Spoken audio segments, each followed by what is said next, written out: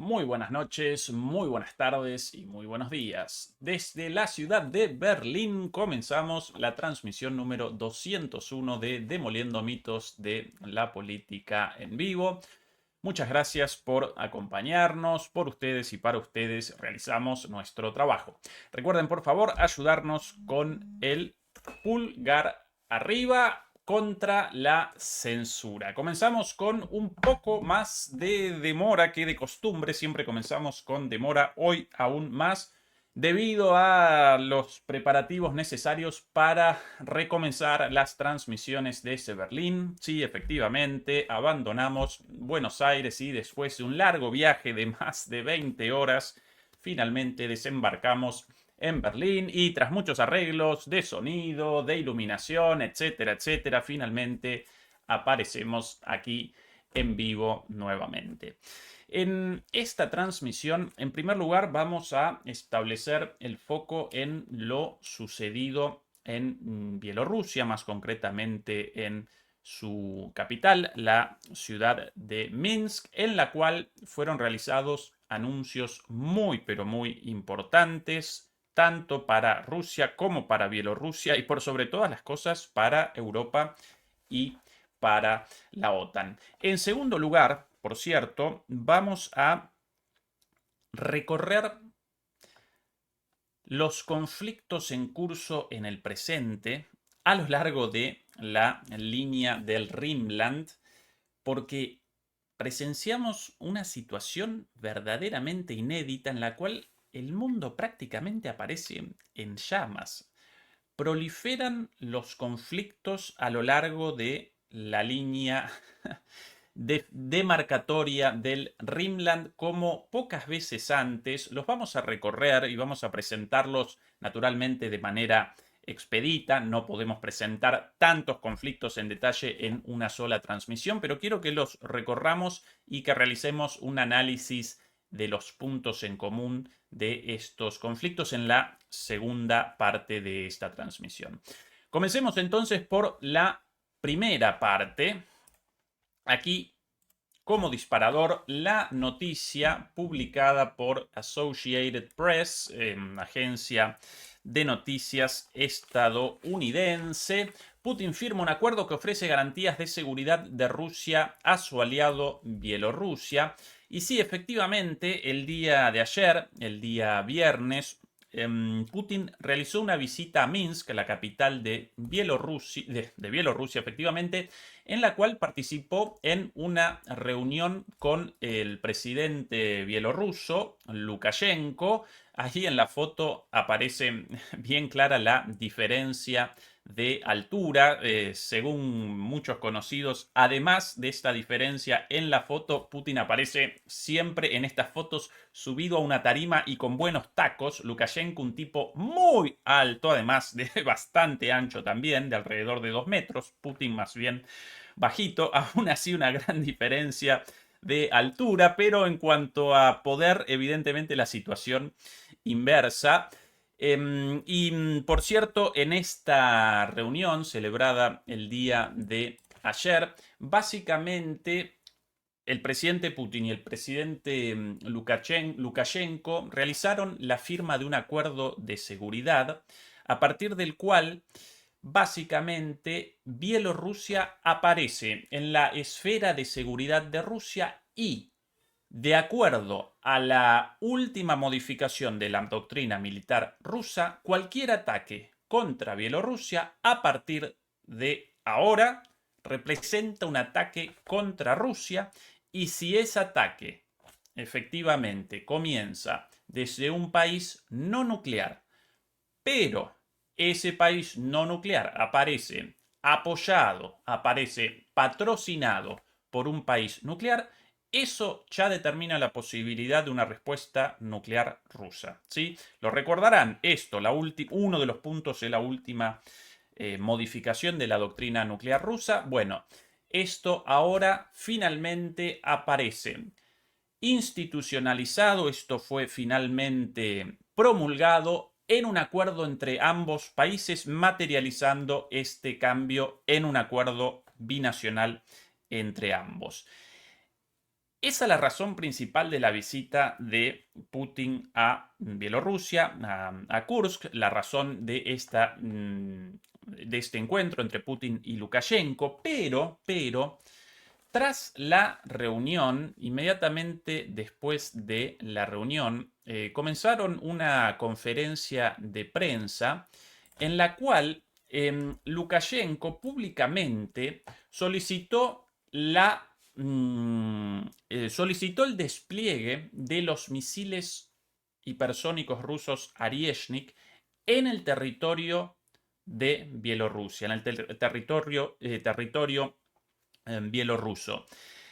Esto naturalmente aparecía como algo sorpresivo, ¿sí? Porque lo otro, el acuerdo de seguridad a partir de la modificación de la doctrina nuclear rusa, bueno, ya había sido promulgado a través de esta modificación en la doctrina nuclear rusa y simplemente en este caso debían de alguna manera redondear algo ya conocido por todos.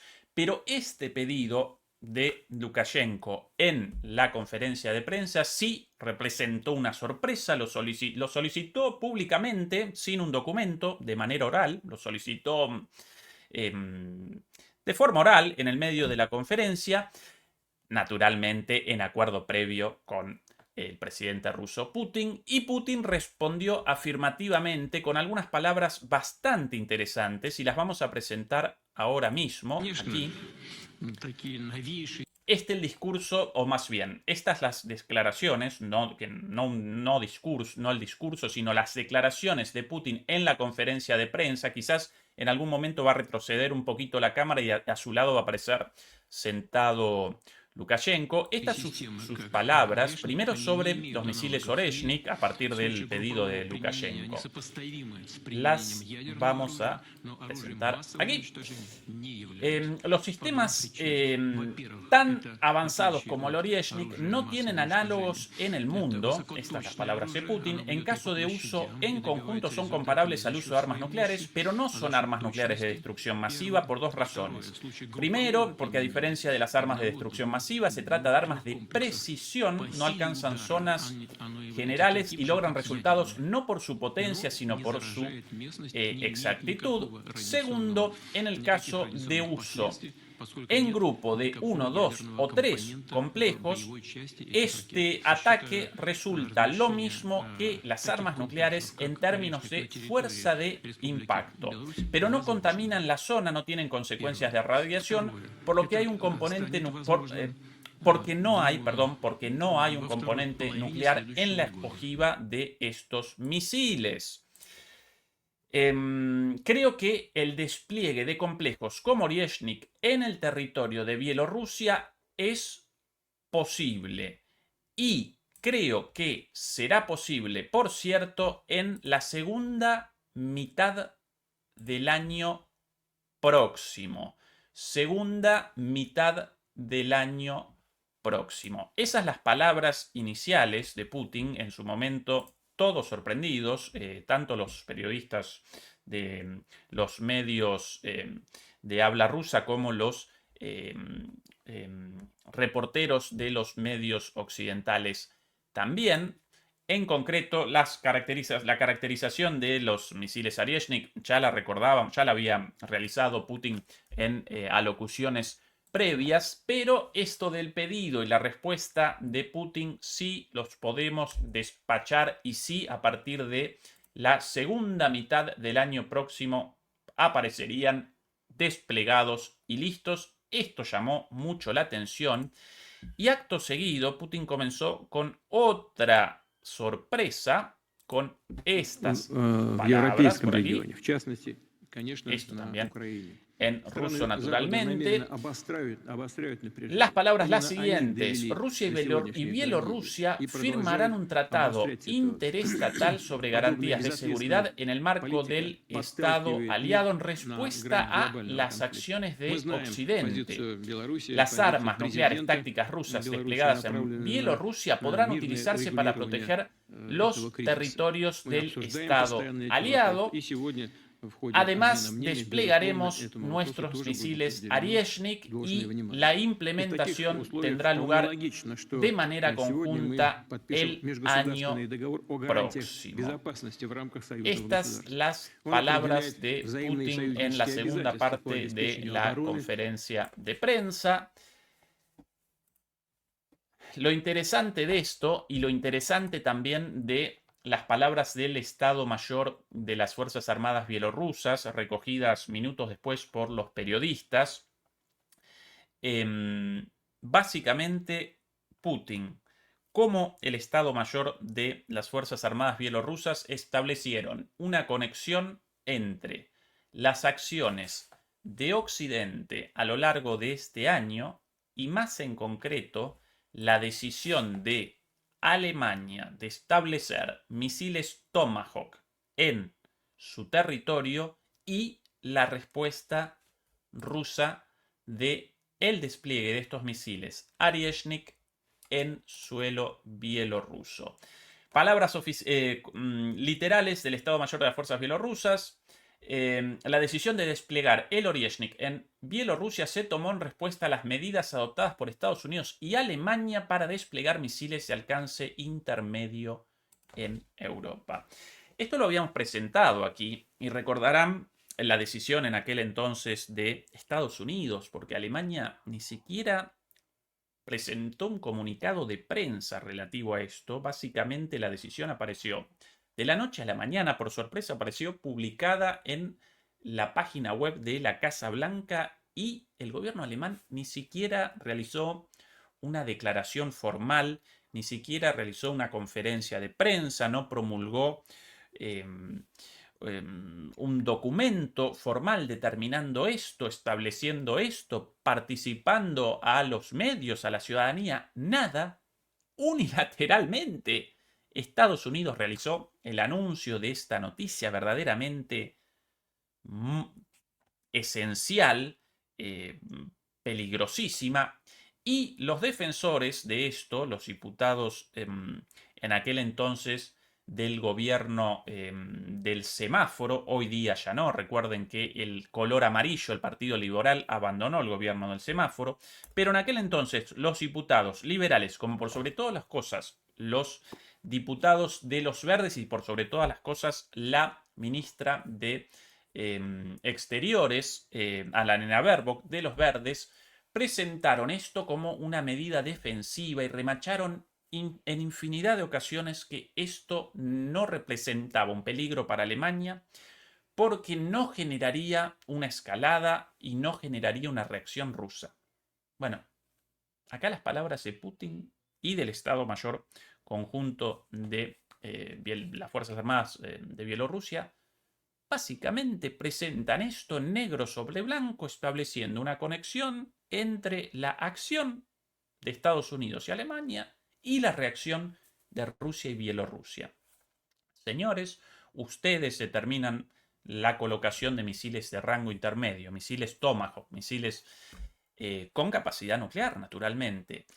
En Alemania, si no recuerdo mal, en la base de Ramstein, pero puede que hayan determinado la colocación de estos misiles en otras bases también, todavía no fueron establecidos. De acuerdo a ese comunicado de prensa de la Casa Blanca, el único a disposición, esto comenzaría recién, si no recuerdo mal, en la segunda mitad del año próximo, con lo cual la noticia de Putin y de Lukashenko de los Oryezhnik en la segunda mitad del año próximo básicamente aparece en espejo, responde de manera idéntica aún en las fechas. Y bueno, eso, la ministra y muchos otros guerreristas aquí en Alemania machacaban y machacaban con que esto no iba a generar problemas para Alemania, con que esto no iba a desencadenar una escalada, esto no iba a generar una respuesta rusa, Alemania no aparecía en peligro más allá de las denuncias a viva voz, tanto de Sarah Wagenknecht, de la alianza Sarah Wagenknecht, de la AfD y de muchos pacifistas independientes también. Esto representa una locura, esto representa un sinsentido, esto posiciona a Alemania en la mira de Rusia. Bueno, todo eso hoy aparece concretado, hoy materializa en un peligro enorme, aunque no solamente para Alemania, sino para toda Europa. Claro que en aquel entonces, lo recordarán, los misiles más avanzados puestos en uso por Rusia hasta entonces aparecían en los quinzales, las famosas dagas, ya de por sí inalcanzables por los sistemas de defensa occidentales, pero con un alcance mucho menor, más allá de que, recuerden, los quinzales representan misiles disparados desde el aire, desde un avión, misiles aire-tierra, por eso pueden concatenar su alcance con el alcance de un avión, ¿sí? Generan un alcance mayor, pero aún así presentan un alcance mucho más limitado que la nueva arma, el nuevo sistema de armas puesto en práctica, puesto en uso por Rusia un mes atrás con el ataque de un misil Oryezhnik contra una fábrica de misiles en Ucrania, en Dnipro. ¿Sí?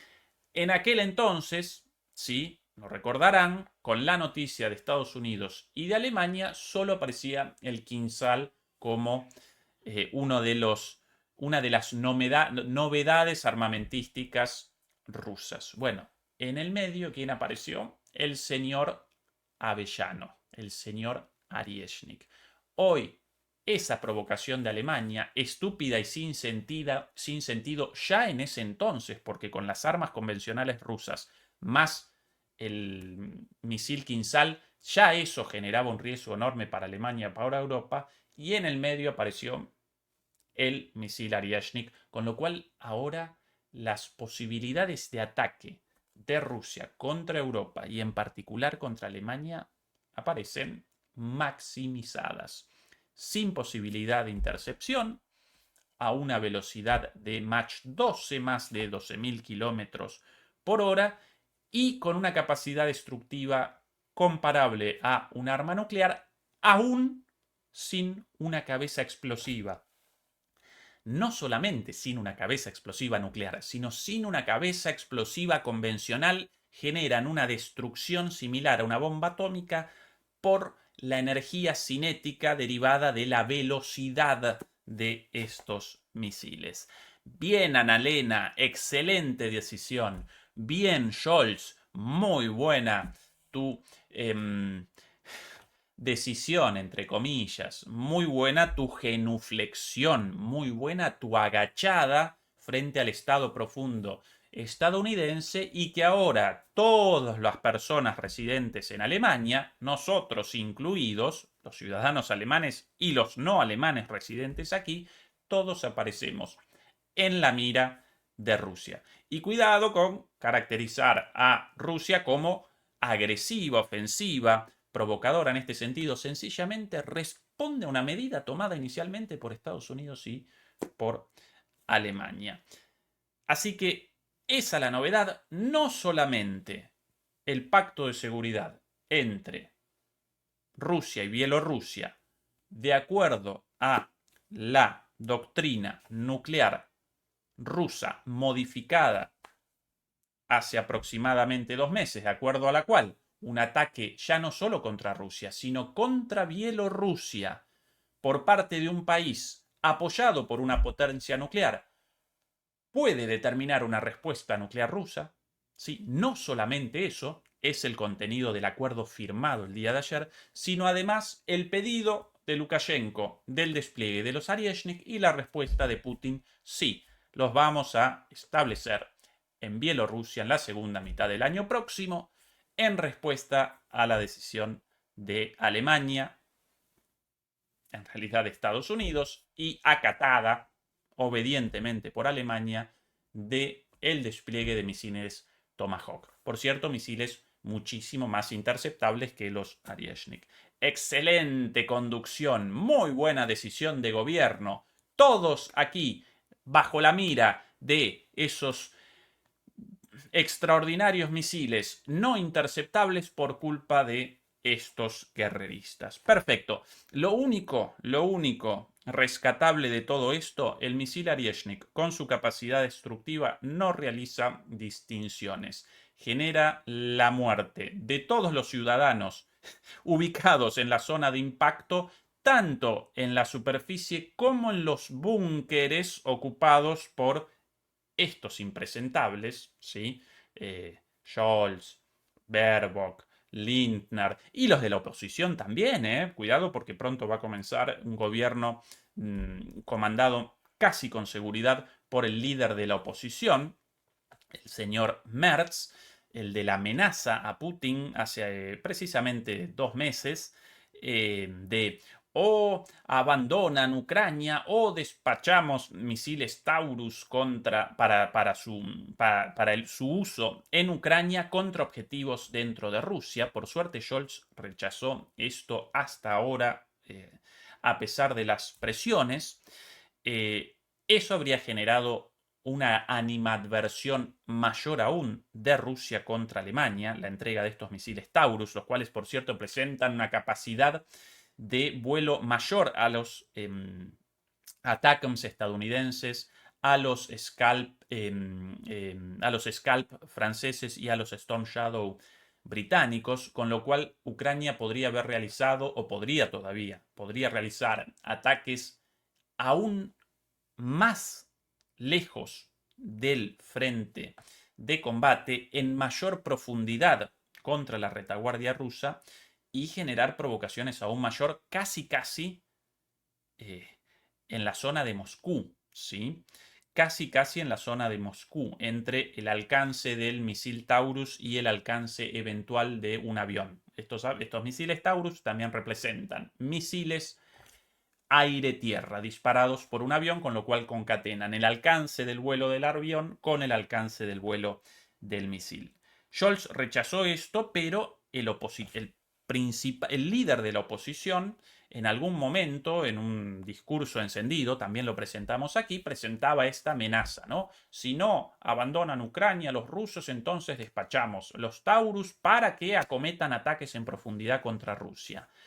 Esto determinaría una respuesta casi inmediata de Rusia contra Alemania. Así que impresentable Scholz, impresentable Annalena Baerbock, impresentable Lindner de los liberales, aunque ya haya abandonado el gobierno, la oposición todavía más guerrerista y las personas a pie aquí en Alemania, como las personas a pie en el resto de Europa, porque cuidado que Francia también aparece en la mira por la entrega de los misiles Scalp para ataques en profundidad contra Rusia.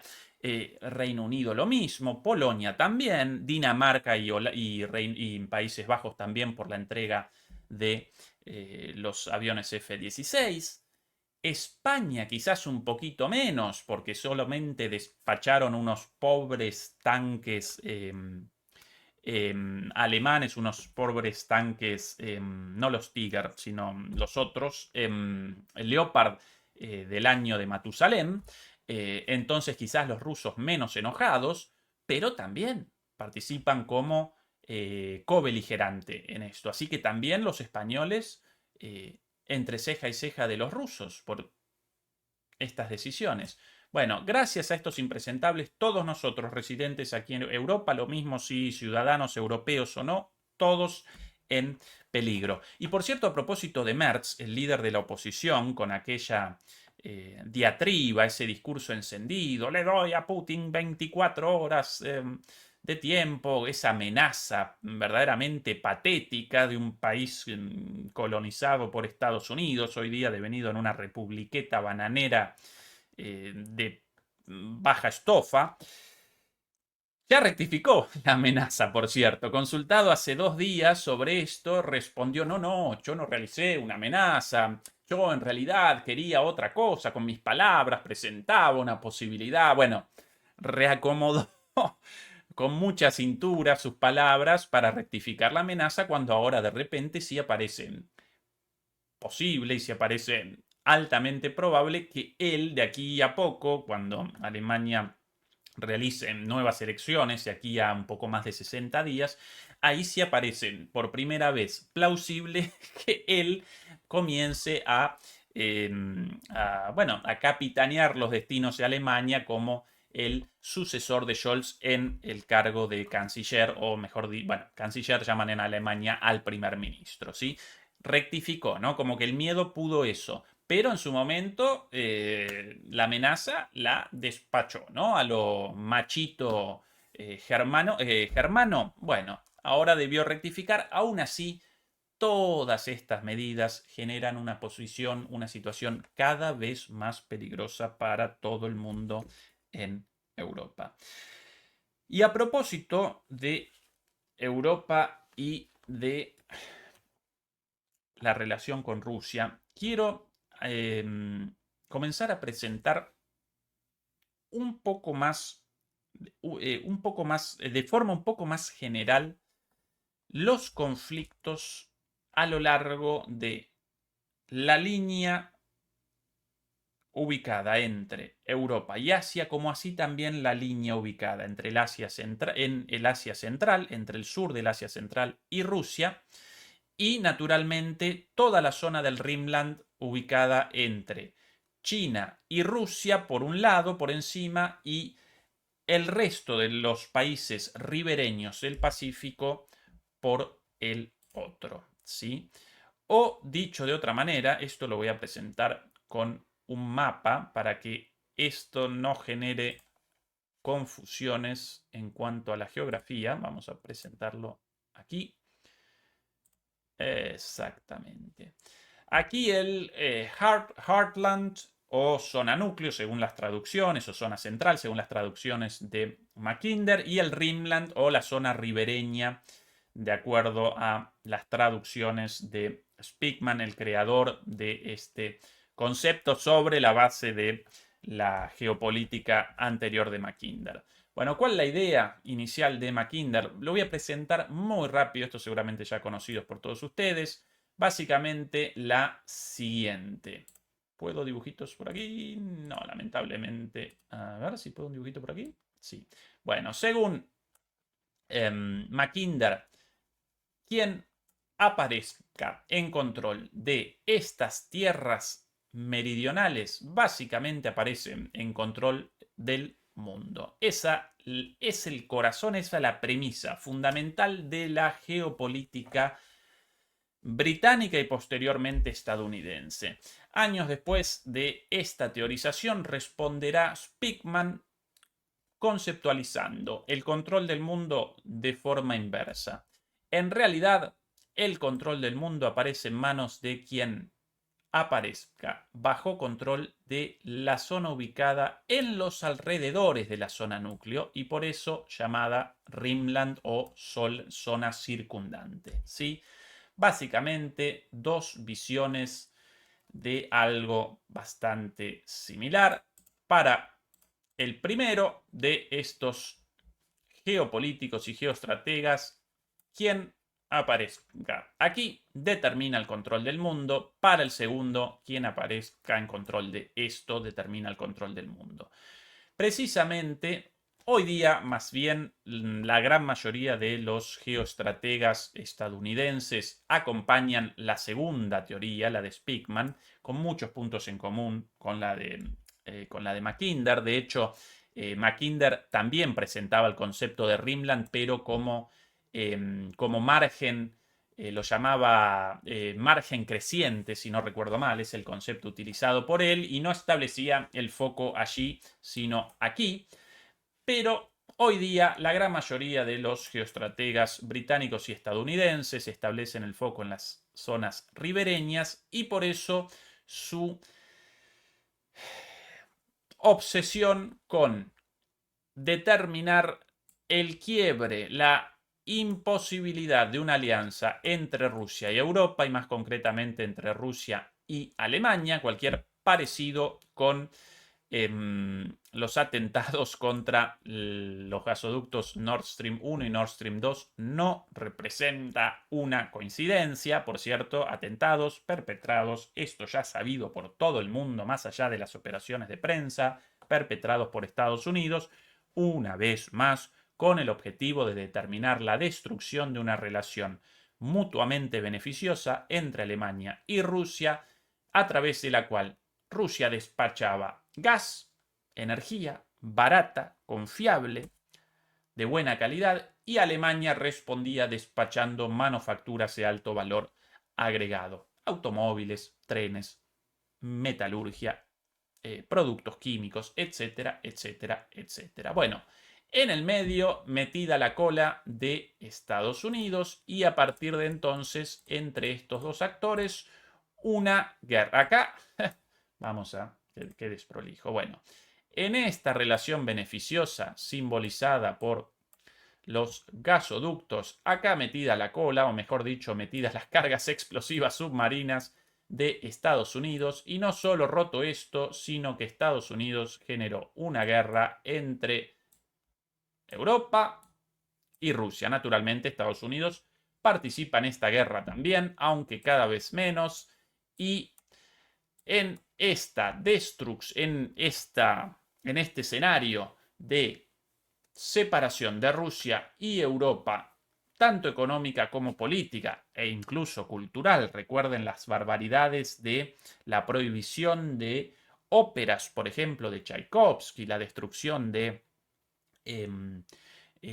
estatuas de revolucionarios ligados a la Unión Soviética, incluso de revolucionarios en algunos casos pertenecientes a los propios países europeos, ¿no? Tanto en los países bálticos como incluso en países como Polonia, como Rumania, como República Checa, revolucionarios nacionales, pero ligados a la Unión Soviética. Entonces debían desaparecer los monumentos o cualquier referencia, nombres de calles a estas personas. Bueno, no solamente esta situación de enemistad entre estos, sino que obviamente el lugar de Rusia en términos de provisión de energía suplido por Estados Unidos. Naturalmente, no solamente despachan ahora energía, sino también otros productos, incluidas naturalmente las armas en el conflicto de esta guerra. Pronto Estados Unidos con Trump va a abandonar este conflicto, y quienes van a aparecer como únicos combatientes: Europa y Rusia. Claro que Rusia presenta una capacidad militar infinitamente superior a la de Europa. La noticia con la cual comenzamos la transmisión, la de el despliegue de los Saryushny de aquí a poco en Bielorrusia, básicamente convalida esta apreciación. Presento esto solo como una imagen, ¿sí? Para que me acompañen ahora recorriendo conflicto por conflicto en el mapa, cómo estos conflictos van de alguna manera circunvalando de forma perfecta el Heartland, la zona núcleo, la zona de Rusia, de acuerdo o según la zona de Rusia en la cual aparece el control del mundo, ¿sí? Esta, una vez más, la geopolítica anglosajona. Comencemos entonces ¿por dónde comenzamos? Comencemos con el mapa, con el otro mapa. Comencemos de manera cronológica con aquí. Comencemos con Georgia, ¿sí? Aquí el mapa, visible para todos ustedes, sí, perfecto. ¿Dónde comienzan? En realidad podemos retroceder mucho más y, bueno, comenzar con Ucrania, ubicada en la zona de ruptura del, acá el Rimland, ¿sí? Esta es la zona del Rimland. Ucrania, naturalmente, pero bueno, como todos los días presentamos la situación en Ucrania, hoy vamos a comenzar desde otro conflicto distinto de Ucrania. Ucrania aparece como el principal punto de enfrentamiento entre Estados Unidos y Rusia, ahora aliada Rusia con China, Estados Unidos aliado con Europa. Hoy vamos a presentar los otros conflictos, no el de Ucrania, pero recuerden que este, por ahora, el principal punto de contacto. ¿Por dónde comenzamos? Bueno, comencemos por las elecciones en Georgia, por aquí, ¿sí? En las elecciones llevadas a cabo hace ya un mes y medio más o menos, el 26, si no recuerdo mal, el 26 de octubre, elecciones con una paliza electoral sin precedentes de el partido Sueño Georgiano, el partido en el gobierno del primer ministro, no así en la presidencia. Georgia presenta un sistema de gobierno parlamentario con un primer ministro como jefe de gobierno y un presidente como jefe de Estado, pero el jefe de Estado, el presidente, igual que en Alemania, solo realiza funciones formales, algo así, algo parecido al parlamentarismo español, en el cual el rey presenta un carácter más bien protocolar, ¿sí? Bueno, el gobierno aparece en una posición de pragmatismo respecto a Rusia. De ninguna manera caracterizaría al gobierno georgiano, el gobierno de el partido Sueño Georgiano, como un gobierno prorruso. Recuerden, de hecho, el enfrentamiento entre Georgia y Rusia en el año 2008, un enfrentamiento directo con un conflicto armado muy parecido al de Ucrania posteriormente, pero resuelto por el buen tino de los georgianos, quienes en su momento, ante la posibilidad de una guerra directa con Rusia y una derrota catastrófica, determinaron desescalar y rechazar el proceso, o mejor dicho, abandonar el proceso de ingreso a la OTAN causante de este conflicto. Sí, en el medio aparecían minorías prorrusas atacados por los georgianos, algo muy parecido a lo sucedido en Ucrania, una dinámica muy semejante con conflictos internos de Georgia acometiendo las regiones de ciudadanos de Georgia, pero étnicamente rusos y rusoparlantes también. Bueno, todo un conflicto interno, pero de fondo lo mismo, la voluntad y el proceso en curso de ingreso de Georgia a la OTAN, a un país fronterizo con Rusia, nada más y nada menos, con lo que connota eso, ¿no? Lo cual connotaría la colocación, lo cual determinaría el despliegue de misiles y de tropas de la OTAN en la frontera con Rusia. Esto después de la cumbre de la OTAN de 2008. Ahí determinaron el ingreso de ambos, de Georgia y de Ucrania, a futuro. Eso generó una guerra, entonces, bueno, los georgianos en aquel momento, inteligentemente, después de las primeras escaramuzas, retrocedieron. Por eso los gobiernos posteriores a eso de ninguna manera parecen supeditados a Rusia, pero presentan una posición más inteligente que Ucrania, por ejemplo, respecto a Rusia.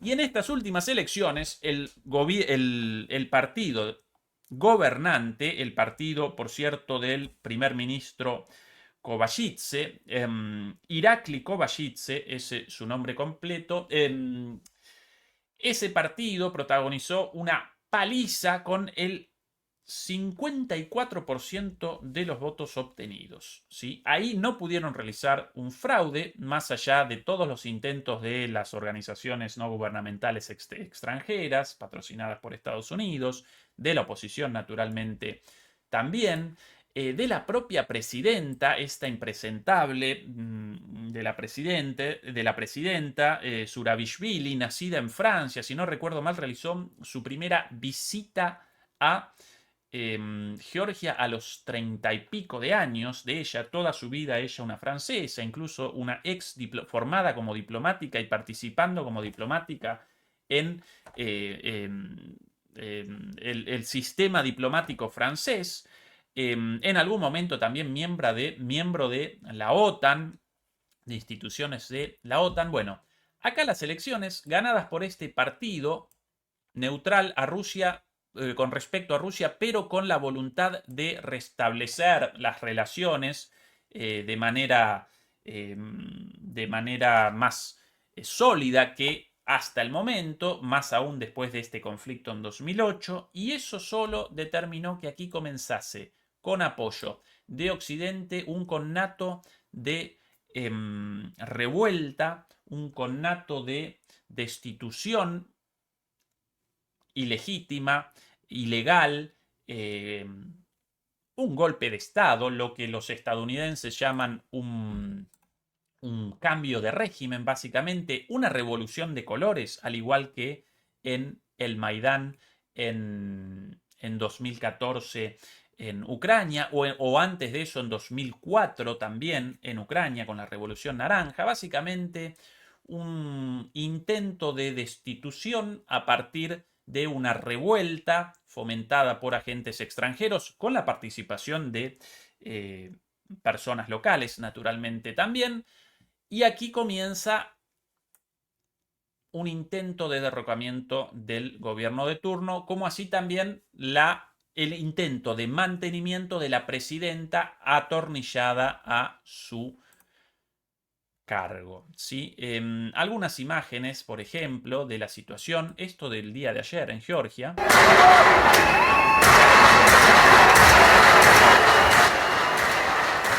Frente al Parlamento y a la Casa de Gobierno, destruyendo todo. La policía responde con armas.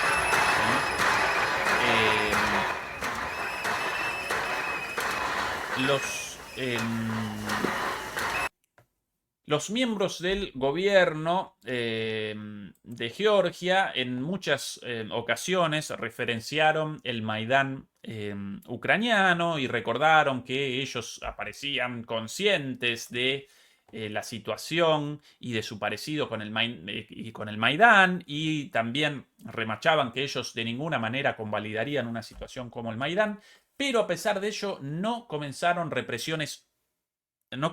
una represión masiva, más allá del encarcelamiento de algunos de estos manifestantes y de respuestas con camiones hidrantes e incluso con gases lacrimógenos, pero no más que esto.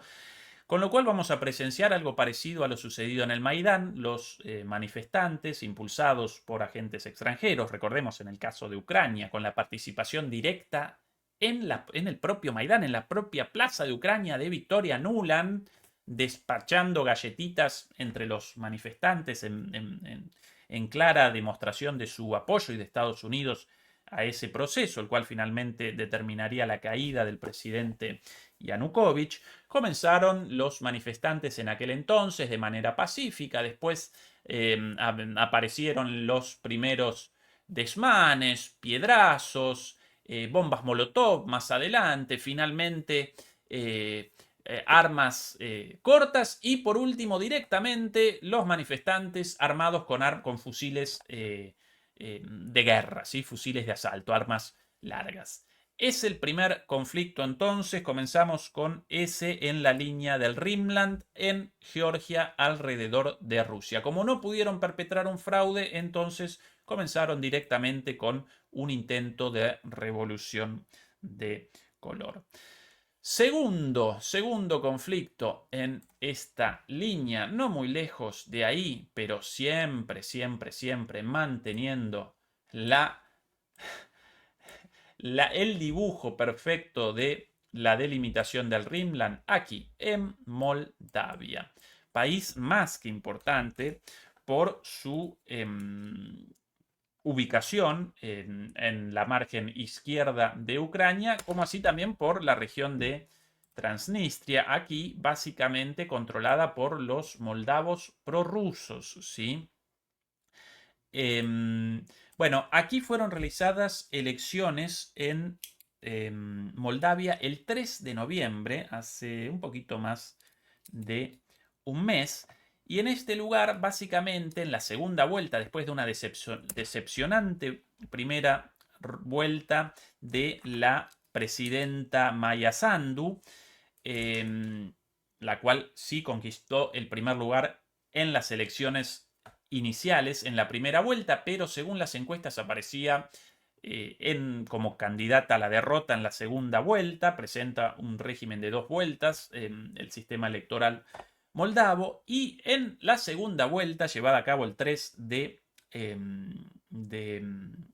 mes pasado, el 3 de noviembre, inicialmente, según todas las encuestas e incluso según los conteos oficiales, hasta bien entrada la medianoche, el candidato retador, el candidato opositor, contrario a la candidata oficialista, Maya Sandu, el señor Alex Stoyanoglo, tampoco prorruso, pero a favor de una buena relación con Rusia, por lo menos de una relación cordial, de no agresión, ¿sí? No como esta señora, la cual quiere el ingreso de Moldavia, no como la primera ministra moldava, Maya Sandu, finalmente a la postre ganadora de esta elección, quien quiere abiertamente el ingreso de Moldavia a la OTAN.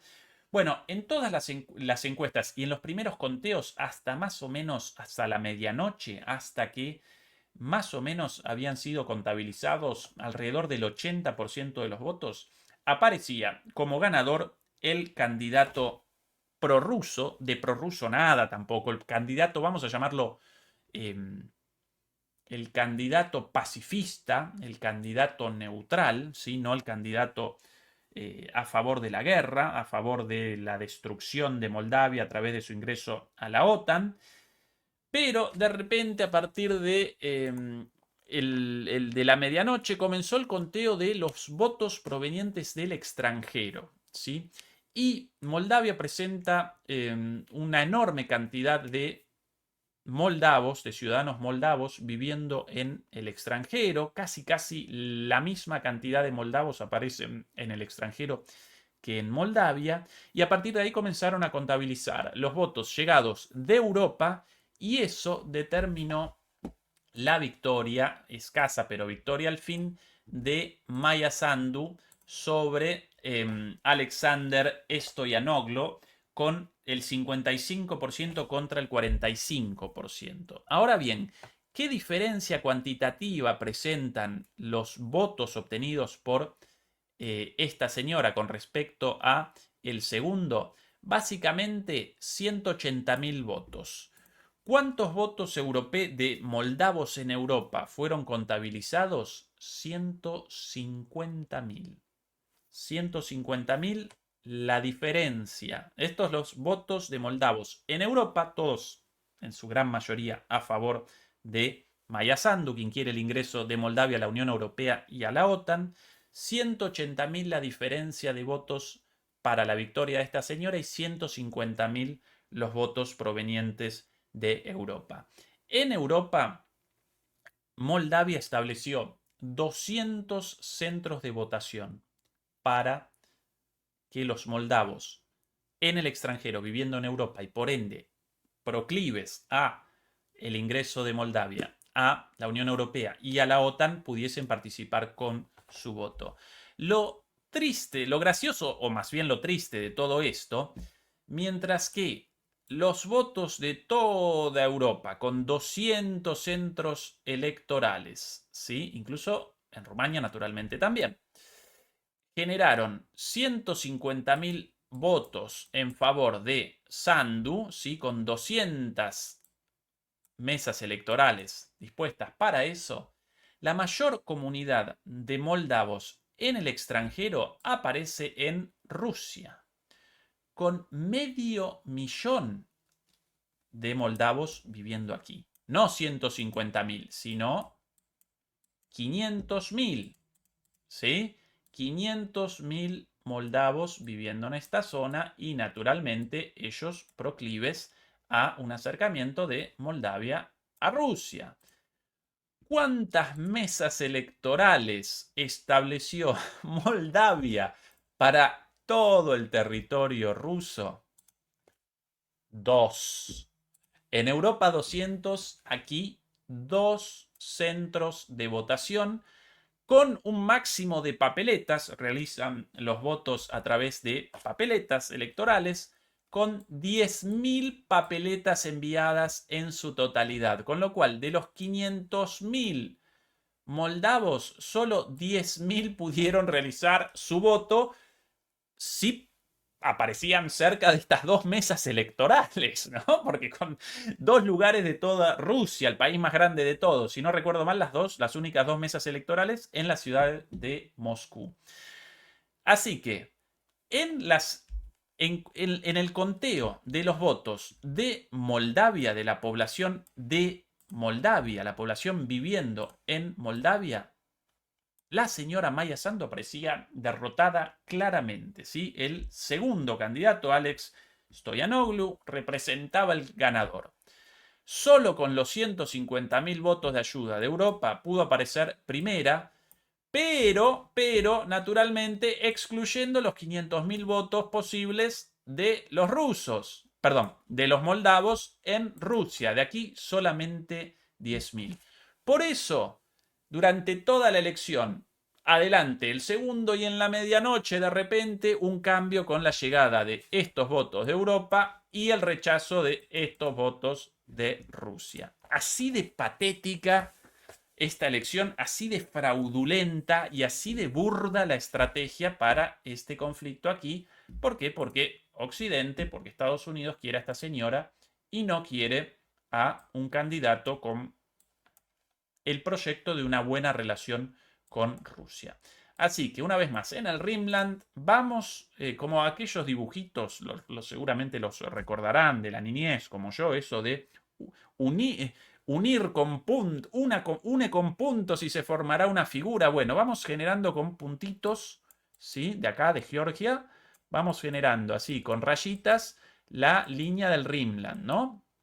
Acá, segundo elemento en Moldavia. ¿Dónde más? Otro conflicto también de estos últimos días. Bueno, en Rumania, sí, cómo no. No vamos a poder generar esta línea sin Rumania acá, ¿no? Acá, Rumania. En Rumania, días atrás, fueron realizadas elecciones el 24 del mes pasado con un ganador claro, por sorpresa, el señor Călin Georgescu. Este es un tipo con un perfil más parecido al de Orbán, un tipo de derecha, pero con buena relación con Rusia, o por lo menos quiere una buena relación con Rusia. 23% de los votos, segunda Elena Lasconi, naturalmente la candidata pro-occidental. ¿Cuáles las declaraciones de este señor, especialmente después de su victoria? Queremos una relación positiva, una relación neutral con Rusia, no queremos una guerra y por ende vamos a rechazar todas las propuestas de la Unión Europea de más sanciones a Rusia, de más envío de armas y vamos a acompañar el intento de negociación de Trump.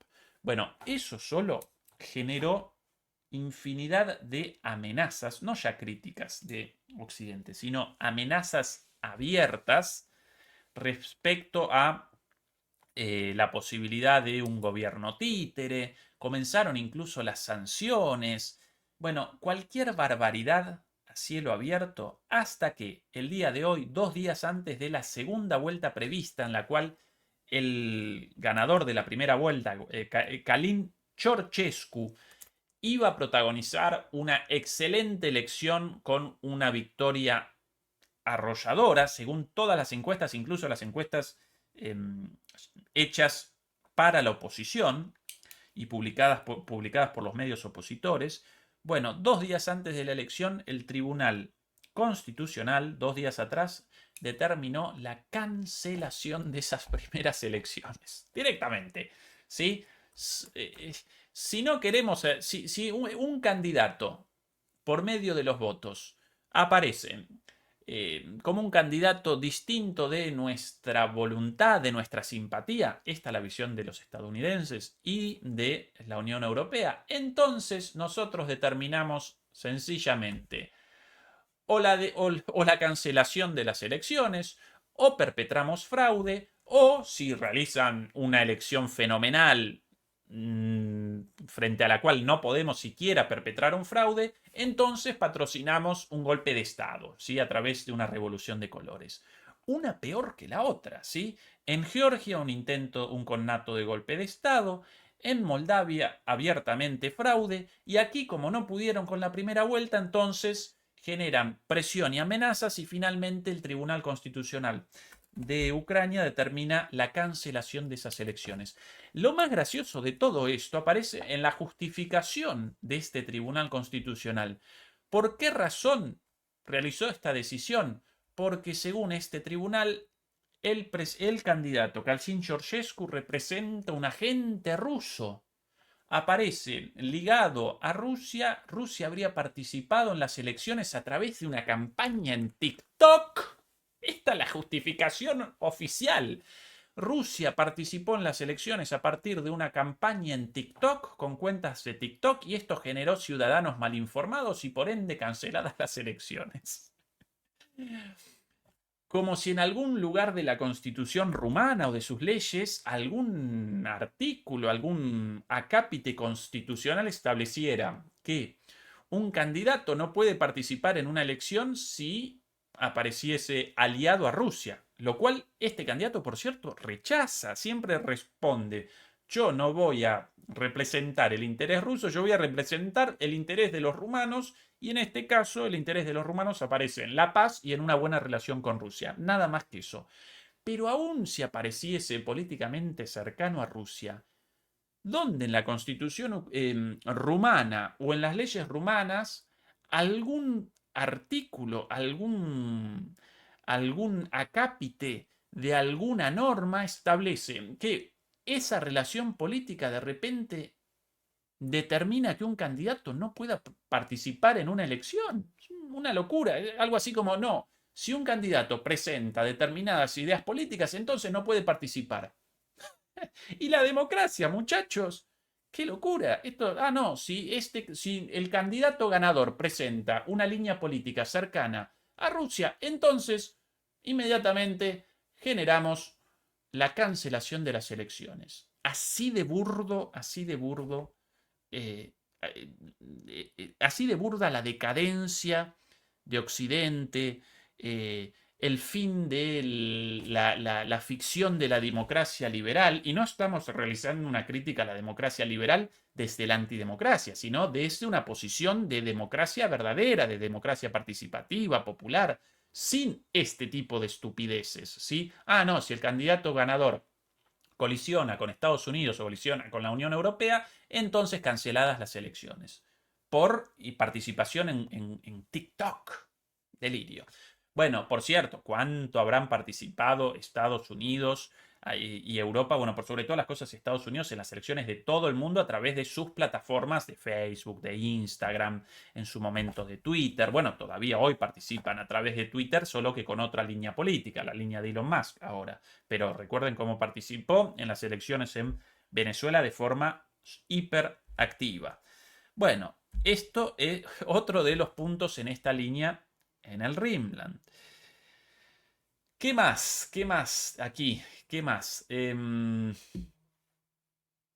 Bueno, del día de hace ya un poquito más de una semana, un poquito más atrás, donde también aquí en la línea, ¿sí? En la línea del Rimland, acá en Siria, con un ataque desde aquí, ¿sí? Desde aquí hacia, en realidad comienza en Idlib, no comienza en Alepo, sino que comienza en esta zona de aquí, primero hacia Alepo y posteriormente hacia el sur, con el claro objetivo de la captura de Damasco y la destitución del presidente Bashar al-Assad por parte de, ahora los llaman rebeldes, básicamente exterroristas de Al-Qaeda, apoyados por Turquía, con apoyo también de los Estados Unidos. Por ahí proliferan los videos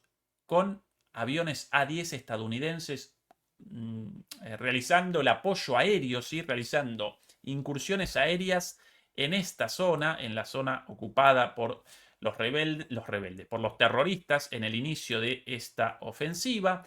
No colisionan los rebeldes, estos pro-turcos, pero con el apoyo de Estados Unidos, con los kurdos contrarios a Turquía, pero con el apoyo de Estados Unidos. Entonces, entre estos dos, ningún problema.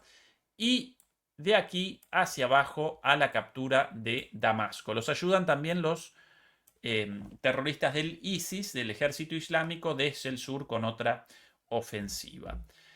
Otro de los puntos, esto también en el Rimland, de las últimas semanas, y respecto a esto, muy pero muy importante, hoy en Qatar, de manera privada, aquí solamente presentaron estas imágenes sin siquiera la publicación de declaraciones de prensa. Hoy fue realizada en Qatar una reunión entre el representante ruso, Lavrov, el más alto representante ruso por debajo de Putin, nada más y nada menos, el representante iraní, naturalmente también, y obviamente el ministro de Relaciones Exteriores de Turquía, responsable de los ataques de estos rebeldes. Así lo presentan ahora en CNN, los rebeldes. De hecho, realizaron una entrevista con el líder rebelde, hasta hace poquito lo llamaban terrorista eh, de, de Al-Qaeda. De hecho, para Estados Unidos formalmente todavía aparece en la lista de terroristas de Al-Qaeda buscados por el Pentágono, ¿sí? Enemigos de los Estados Unidos. Bueno, pero ya la CNN lo presentó en una entrevista de manera muy cortés como un rebelde, y por cierto recordó este rebelde en su entrevista que Israel había patrocinado de alguna manera a esta operación, y recordó también su agradecimiento por el ataque de Israel contra Hezbollah, ¿sí? Así que un rebelde, eh, un, un rebelde musulmán sunita a favor del ataque de los israelíes contra otros musulmanes en Hezbollah, en este caso chiitas, pero musulmanes a fin de cuentas. Y también recordemos los ataques contra los gazatíes musulmanes sunitas también. Así que raro, raro, ¿sí? Esto de un musulmán en contra de otro musulmán y a favor de Israel. Raro, pero bueno, un punto más de esta línea de conflictos a lo largo del Rimland.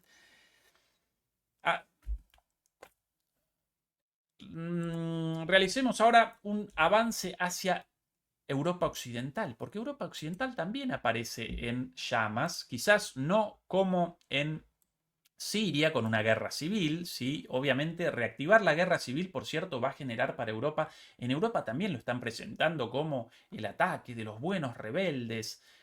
Bueno, esto va a generar, bueno, ya reactivó la guerra civil y esto va a determinar, por cierto, una nueva ola migratoria masiva, como la de 2014 y 2015, con alrededor de 1 millón de migrantes, de inmigrantes en Europa. Eso generó una ola de xenofobia, determinó la caída de muchísimos gobiernos, solamente por 1 millón de sirios. Recordemos que Turquía y el Líbano, ¿sí?, recepcionaron a alrededor de 10 millones, si no recuerdo mal, 7 en el Líbano y 3 en Turquía. Puede que cometa un error y que al revés, 7 en Turquía y 3 en el Líbano, no lo recuerdo de memoria, pero entre los dos recepcionaron a 10 millones entre estos dos países, por cierto, relativamente pobres. Líbano seguro,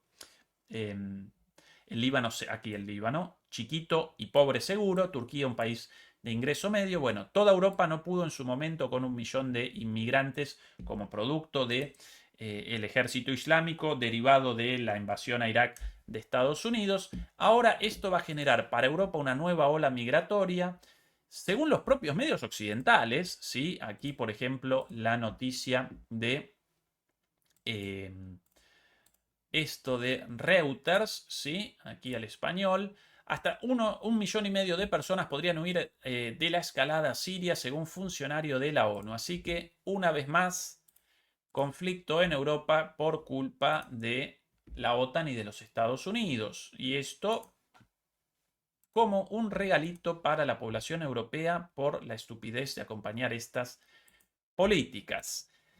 Pero no solo en los alrededores del Rimland y en Europa Oriental aparecen los problemas, sino que ya en la propia Europa, en el corazón de Europa, bueno, Alemania con un gobierno de salida, de aquí a poco nuevas elecciones, en alrededor de 60 días, un poquito más que eso, así que Alemania en crisis también, por no recordar la crisis económica galopante. Ahora, la última novedad en estos conflictos en el Rimland, Francia, ya que hace 3 días, el día 4, ¿sí? El pasado miércoles, el Parlamento francés determinó la destitución del primer ministro y por ende del gabinete de Macron, un gabinete en minoría, un gabinete a cargo. ¿Por qué? Porque recordarán que Macron, después de los pésimos resultados de la elección europea de su partido, realizó un llamado a elecciones parlamentarias, no realizó un llamado a las elecciones presidenciales, a las de sí mismo. Siempre las elecciones europeas aparecen como un referendo sobre el gobierno, con lo cual ante esa catastrófica derrota correspondía, o debía por lo menos, debería haber realizado un llamado a las elecciones a la presidencia. En todo caso, podía participar él nuevamente, pero debía realizar un llamado a las elecciones presidenciales. No, él de alguna manera, esta derrota en las elecciones europeas lo conceptualizó como una suerte de enojo de los franceses contra el Parlamento, no contra él, y llamó a elecciones parlamentarias. Bueno, en las elecciones parlamentarias protagonizó una elección paupérrima su partido. Apareció como ganador una alianza de izquierda encabezada por Mélenchon, por la Francia insumisa. Entonces debía, como lo determina la lógica, ese partido en el Parlamento establecer un primer ministro de izquierda perteneciente a esta alianza. No, Macron lo rechazó. Claro que Macron debe convalidar la formación del gobierno del primer ministro como presidente. Recuerden el régimen semipresidencialista en Francia. Bueno, lo rechazó. Rechazó al candidato de la izquierda ganadora, rechazó al candidato de la extrema derecha de Le Pen también, y estableció a un candidato propio para un primer ministro y un gabinete de minoría aceptado temporalmente, pero finalmente la izquierda de Mélenchon presentó el martes pasado un voto de censura y el Parlamento el miércoles pasado, perdón, determinó la destitución de el gobierno. Y ahora Macron responsabiliza, en un discurso del día de hoy, responsabilizó al Parlamento. Por cierto, la izquierda presentó esa moción de censura, ese pedido de destitución, pero lo acompañó la extrema derecha, ¿sí? Con el voto también. Y eso generó la caída de este gobierno de minoría. Bueno, Macron responsabilizó a los parlamentarios, él siempre con una buena lavada de manos. Por suerte no comenzó con locuras más peligrosas aún, como por ejemplo el llamado a la ley marcial. O sea, ¿no? Algo sucedido en el otro lado del Rimland, ¿sí? Como si esto insuficiente, al otro lado de los conflictos, por cierto, hace poco también conflicto en Pakistán, ni mencionado en los grandes medios, no lo vamos a presentar hoy. Aquí siempre latente el conflicto en Taiwán, también el conflicto con Filipinas, por básicamente el patrocinio de Estados Unidos a Taiwán contra China y de Filipinas contra China también, pero la sorpresa de la semana pasada apareció por aquí en Corea, pero no en Corea del Norte, sino en Corea del Sur, donde el presidente, el señor Sung Yeol, básicamente determinó de la noche a la mañana la orden de la ley marcial, el establecimiento de la ley marcial, y en ese contexto fuerzas armadas coreanas, surcoreanas, al mando de o comandadas por el gobierno, ordenadas por el gobierno, realizaron un asalto al Parlamento porque el Parlamento rechazaba a menudo las políticas o los proyectos de ley del presidente, un presidente proestadounidense, un Parlamento un poco menos proestadounidense y un poco menos belicista. Entonces, ¿cuál es la decisión de este señor? Bueno, ley marcial y asalto militar al Parlamento, ¿sí? Un Parlamento al cual estos sacados, estos desacatados, caracterizan como bajo las órdenes de Corea del Norte. Un delirio, ¿no? Kim Jong-un muerto de risa en Corea del Norte. Bueno, fue rechazado este connato de golpe de Estado, de autogolpe, y finalmente el ministro de Defensa del presidente debió presentar su renuncia y el presidente presentó un pedido de disculpas pero no más que eso, no presentó la renuncia, simplemente presentó unas disculpas y todo como si nada. El Parlamento quiso generar un impeachment, un proceso de destitución del presidente, pero no pudo, así que más o menos por ahora todo igual. Pero esto en la parte oriental del Rimland, ¿no? Recuerden el Rimland por acá. Así que esta es la situación actual en este momento. Básicamente una línea continua de conflictos a lo largo de todo el Rimland, con el obvio objetivo de la caotización de Rusia y de China, las dos potencias emergentes más importantes frente a los Estados Unidos, aunque la India cada vez más aparece como aliada de este bloque y cada vez más contraria a los Estados Unidos, el hegemón, la potencia hegemónica en decadencia. Esta es la situación, demoledores y demoledoras. Caos en Moldavia, en Rumania, en Georgia, en Siria, en Francia, en Alemania, en Pakistán, en Taiwán, en Filipinas y ahora también en Corea del Sur. A lo largo de 2025 vamos a presenciar más escaladas en estos conflictos y nuevos conflictos.